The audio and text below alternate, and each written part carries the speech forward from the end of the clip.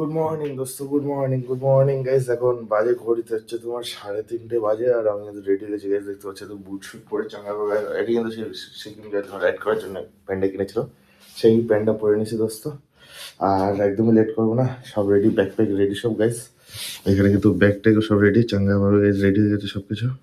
তো আমি আর একদমই লেট না করে গাইস আস্তে আস্তে বেরোই এখান থেকে। আর আর কিছু আর তো কিছু নেই গাইজ, কিন্তু ব্যাগটা বাঁধবো কি কারণ সেই চিন্তা রয়েছে, কারণ ব্যাগটা অনেকটা ফুলে ফুলে গেছে, আরো জিনিসপত্র তো অ্যাড হয়েছে, ভালোই ফুলে গেছে। তো দেখা যাক কি দেখি করি দোস্ত, আগে এখান থেকে বেরোই দোস্ত।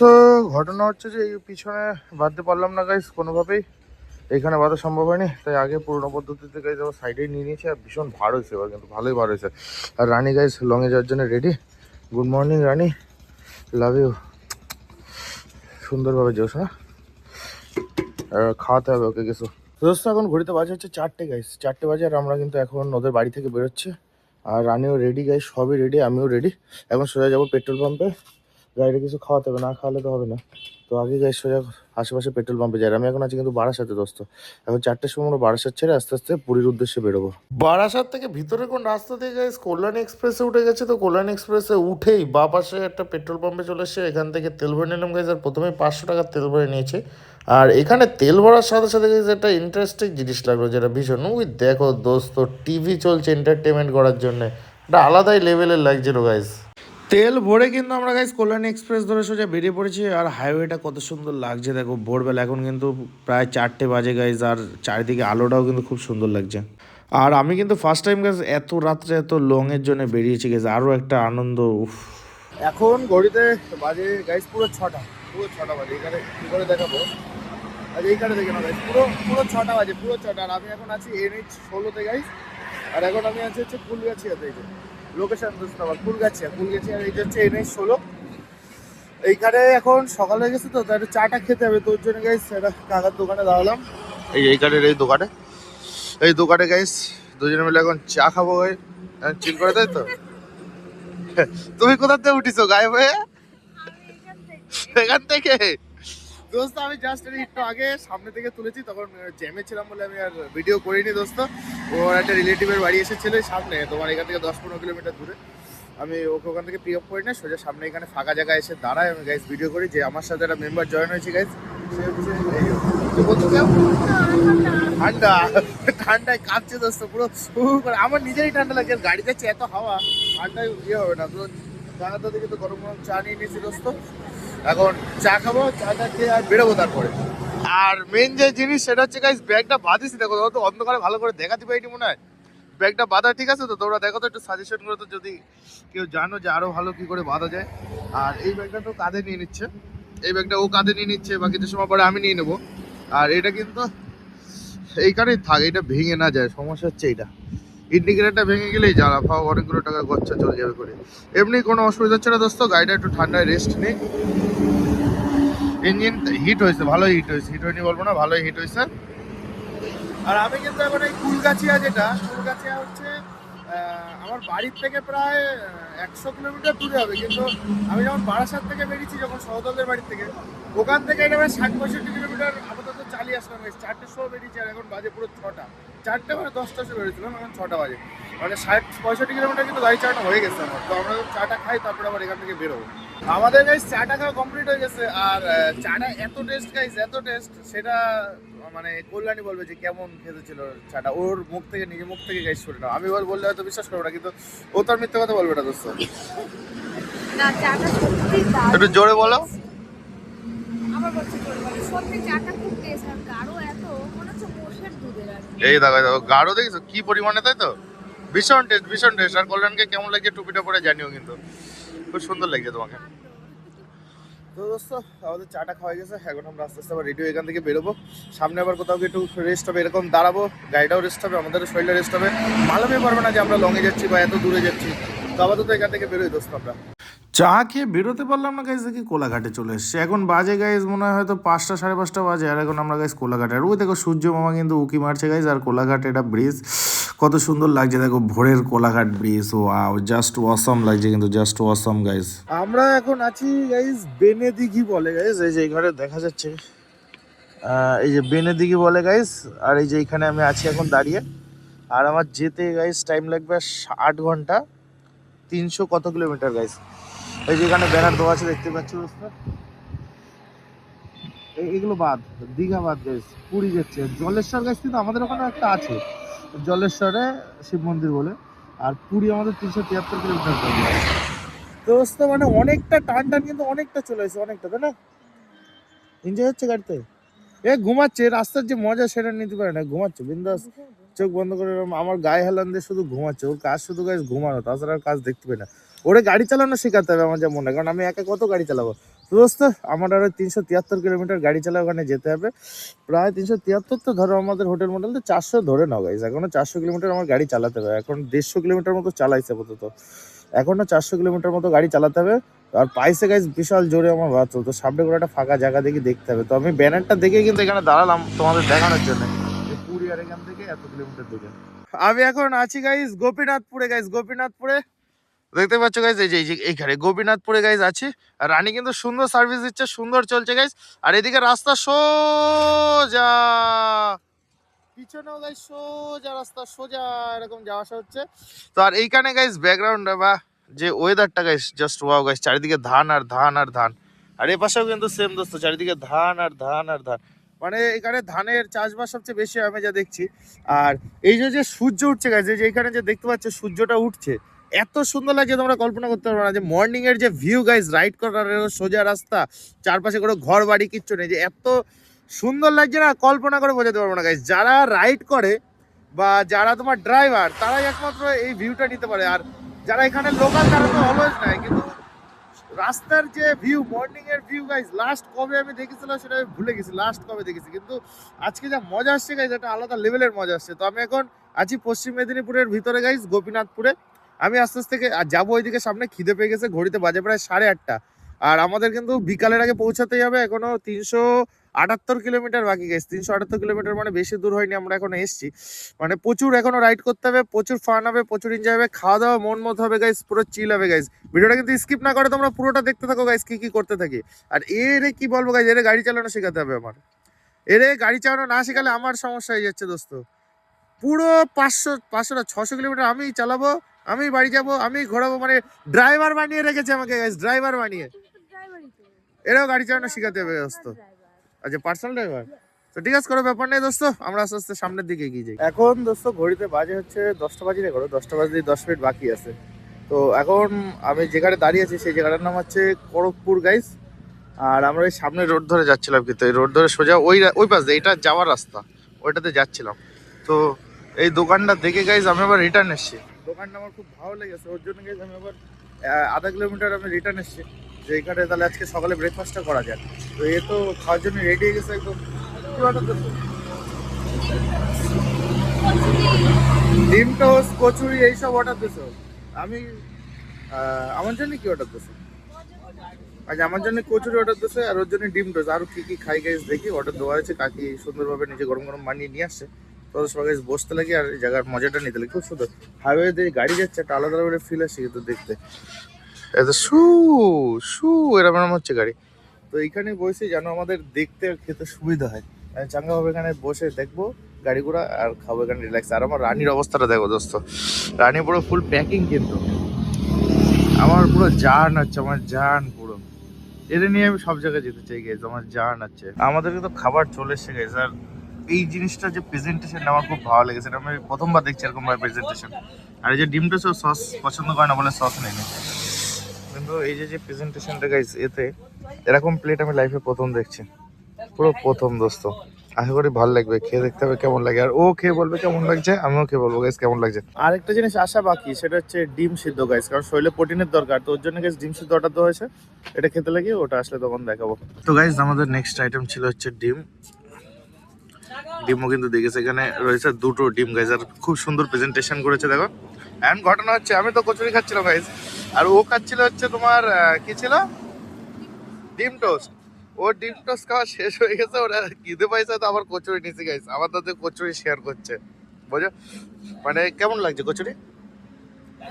ভালো। আর ডিম টোস্ট ডিম টোস্টটা আরো বেশি টেস্টি ছিল। বেশি টেস্টি ছিল, কিন্তু দোস্ত ডিম টোস্ট বেশি টেস্টি থাকলে কি হবে, ডিম টোস্ট গাইস একটাই ছিল, ওর কপালেই মনে হয় লেখা ছিল জিনিসটা 1 পিসি রুটি রয়েছে 1 পিসি, তো সেটাই ও খেয়েছে না, আমিও খেতাম ডিম টোস্ট। তো ডিম টোস্ট নেই জন্য আমরা খাচ্ছি না, কিন্তু কচুরিটা খুব সুন্দর লাগছে, তাই আমরা কচুরিও খাচ্ছি। আর আমি তো খাচ্ছি গাইস, ও ডিম টোস্ট খাওয়ার পর আবার কচুরিও খাচ্ছে, মানে এতটা টেস্ট গাইস। এবার ডিমটা কেমন খেতে হবে সেটাই দেখতে হবে। ডিম আবার কেমন খেতে হয়? ভালো হবে। ডিম ডিমই হয়, ডিমের আবার কোনো টেস্ট। আমাদের কিন্তু খাওয়া দাওয়া কমপ্লিট হয়ে গেছে দোস্ত, খাওয়া দাওয়া খুবই সুন্দর ছিল, দুজনের পক্ষ থেকে 10/10 দোস্ত। এখন আমরা আবার বেরোবো, এখন যাবো হচ্ছে সোজা কোন দিকে যাবো, পুরীর দিকে, তাই তো? তো গাইজ মানে জগন্নাথ ডাকছে এত, পুরীর দিকে আমরা মানে যত সেকেন্ড পার হচ্ছে তত পুরীর দিকে আমরা এগিয়ে যাচ্ছি। তো গাইজ সবাই আমরা আবার এখান থেকে বেরোই, কারণ অনেক পথ বাকি, এখনো 350 পথ বাকি, এখনো 350 দোস্ত, লেট করা যাবে না রাস্তা একদমই। সকালের ব্রেকফাস্ট করে কিন্তু আমরা আবার বেরিয়ে পড়েছিলাম, আর যেতে যেতে গাড়ির তেল অনেকটা একটু কমে এসেছিল, তেল ছিল কিন্তু কমে এসেছিল, তাও গাইজ আবার ভরে নিলাম একটু 500 টাকার। এখন ঘড়িতে বাজে গাইজ 10:30, পুরো 10:30 বাজে, আর আমি কিন্তু গাইজ এখন রানীকে নিয়ে ঢুকে পড়েছি হচ্ছে উড়িষ্যার ভিতরে। আমরা এখন আছি হচ্ছে উড়িষ্যার ভিতরে দোস্ত। এই দেখো জাস্ট পিছনে পিছনে একটা ইয়ে আছে গাইজ, ওটা কি বলে জানো, টোল। টোল পার করে গাইজ উড়িষ্যা শুরু হয়ে যায়, টোলের আগের থেকেই শুরু হচ্ছে, কিন্তু টোল পার করে ধরলাম যে উড়িষ্যা শুরু হয়ে গেছে। তো এখানে উড়িষ্যার যে ট্যুরিজম কি লেখা রয়েছে, উড়িষ্যা ট্যুরিজম এক্সেট্রা বিষয়, ইংলিশগুলো বা যারা উড়িষ্যা ভাষা বোঝো তারা কিন্তু এখান থেকে পড়ে নিও গাইজ। আর আমি তো উড়িষ্যা ভাষা বুঝি না, আমি ইংলিশটা বুঝি, তাই ইংলিশটাই পড়ে নিচ্ছি দোস্ত। আর আমাদের আর কিন্তু বেশি দূর নেই, 323 কিলোমিটার আছে গাইজ এখান থেকে পুরী, জাস্ট উড়িষ্যায় হবে ঢুকলাম। তো উড়িষ্যায় ঢুকে একটা আলাদা ফিল হচ্ছে। তো দেখা যাক কি কি করি উড়িষ্যায় বা কি দেখি হয়। সকালের নাস্তা পানি তো আমি তোমার আমাদের ওয়েস্ট বেঙ্গল থেকেই করে এসেছি।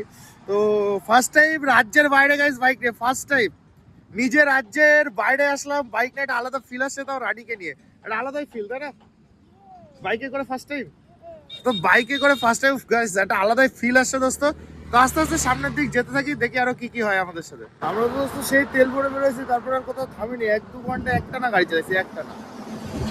গাড়ি চালানোর পরে গাইজ এক জায়গায় একটু দাঁড়ালাম চা খেতে, আর দুপুর হয়ে গেছে, প্রায় 1টা বাজে যাচ্ছে, বেলাও হয়ে গেছে, তাহলে একটু চা খাই, ঘুম ঘুম পাচ্ছে, ভীষণ ঘুম পাচ্ছে।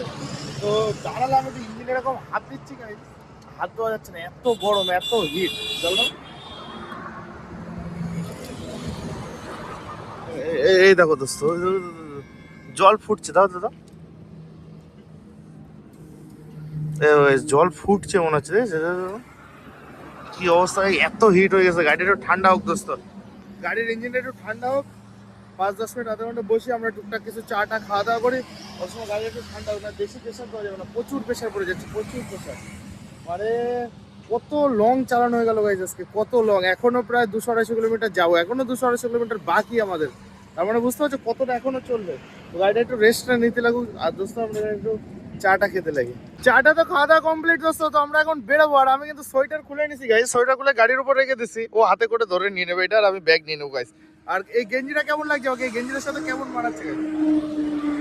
আর 193 কিলোমিটার আছে গাইজ এখান থেকে, 193 সামথিং কিলোমিটার গাইজ। যদি 4 চাকার রাস্তা দিয়ে যেতে দেয় তাহলে 193, আর যদি ঘুরোয় বাইকের আলাদা রাস্তা থাকে তাহলে গাইজ এখন 250 কিলোমিটার বাকি। তো দেখা যাক কি হয় সেটা এখন দেখার পেলে। আর ঘড়িতে এখন বাজে 1:30-2টো বাজে যাচ্ছে, হাতে বেশি টাইম নেই আমাদের, ঝপাঝপ যেতে হবে। আর গাড়ি তো কিন্তু শু শু করে তো যাতেই আছে গাইজ, রাস্তাটা শু শু করে। আর রানী কিন্তু আমার জান হচ্ছে গাইজ, জান আমার, এত সুন্দর সার্ভিস দিচ্ছে আমার জান, লাভ ইউ সোনা। এরকম ভাবে চলতে থাকো, সব ওকে গাইজ, সব ওকে। ইঞ্জিন হিট হচ্ছে কিন্তু, ভালো হিট হচ্ছে না তা বলবো না। আর তুমি গাড়ি দেখো শুধু, এই রাস্তায় গাড়ি মিনিমাম কেউ 80-90-100 নিচ্ছে, আমি এই গাড়িতে 100-100 ভাগাচ্ছি, 90-এর উপরে কাটা থাকছে, 90। এই গাড়ি স্প্লেন্ডারতে 90-এর উপরে কাটা থাকছে। আমার কাছে যদি গোপ্রো থাকতো তোমাদের আমি দেখাতে পারতাম, অ্যাকচুয়ালি গোপ্রো নেই, গোপ্রো লাগবে গাইস, গোপ্রো সাপোর্ট করো জলদি, গোপ্রো চাই আমার, না আমি তোমাদের দেখাবো কি করে যে কিভাবে কি করছি সব এক্সেট্রা এক্সেট্রা বিষয় গাইস, কিভাবে রাইড করছি দোস্ত, কোথা থেকে রাইড করছি, কোন পরিস্থিতিতে রাইড করছি, গোপ্রো না হলে দেখানো সম্ভব না গাইস। তো সাপোর্ট করো জলদি, একটা গোপ্রো নিয়ে নেবো দোস্ত। তো আপাতত ভাট নামকে গাইস জলদি পুরীর দিকে যাই, কারণ আমাদের সন্ধ্যার আগে গাইস পুরীতে ঢুকে হোটেল নিতে হবে দোস্ত। এই চিন্তা ভাবনা কিন্তু টান টান যাচ্ছি গাইস, টান টান পুরীর দিকে আস্তে আস্তে গাইস। দেখি এই সুন্দর রাস্তাটা গাইস, দুই পাশে পুরো এরকম, এটা কি গাছ আমি জানি না, কিন্তু এত সুন্দর লাগছে না গাইস, কল্পনা করে উঠতে পারবো না। আমাদের ইকো পার্ক এরকম আছে, আর এইখানে আমি দেখলাম জাস্ট ওয়াও লাগছে, জাস্ট ওয়াও দোস্ত।